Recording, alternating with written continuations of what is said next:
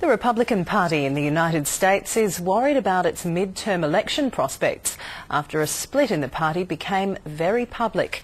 Candidates from the Conservative Tea Party movement have beaten off party favourites in Republican primary or pre-selection contests. Even party leaders admit that one of them, who's backed by Sarah Palin, can't possibly win a Senate seat in November. Even Democrats were savouring the success of Tea Party candidates in several key Republican primary or pre-selection contests.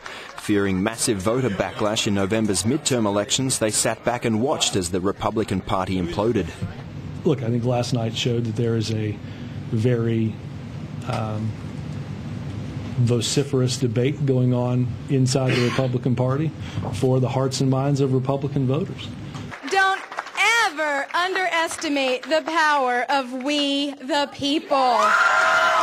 Tea Party favourite Christine O'Donnell highlighted the growing divide, much like Pauline Hanson did by driving a wedge into the coalition with her One Nation offshoot. Miss O'Donnell had been shunned by the establishment Republican Party, but she managed to win the party's Senate primary in Delaware. I didn't count on the establishment to win the primary. I'm not counting on them to win the general. I'm counting on the voters of Delaware. She wasn't the only one to cause an upset. Tea Party candidates swept aside more favoured Republican candidates in 7 states. The fear for party leaders is that the Tea Party movement may be too radical for the wider electorate and therefore easier to beat.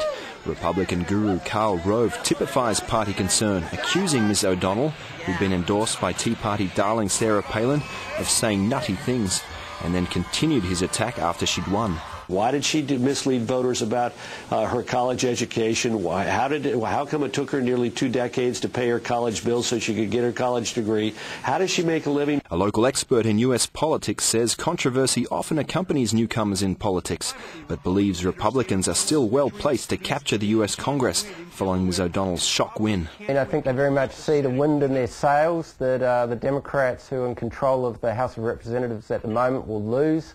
And that, like 1994 when Newt Gingrich brought the Republicans to victory in the US Congress, in the House and also in the Senate, that this will be their moment. As the Tea Party movement gathers momentum, Republican leaders are hoping that an uneasy truce can be established. But even if it can't, Tea Party voters aren't likely to stray far. They may not like Republicans, but they detest Democrats. Sergei Pianella, World News Australia.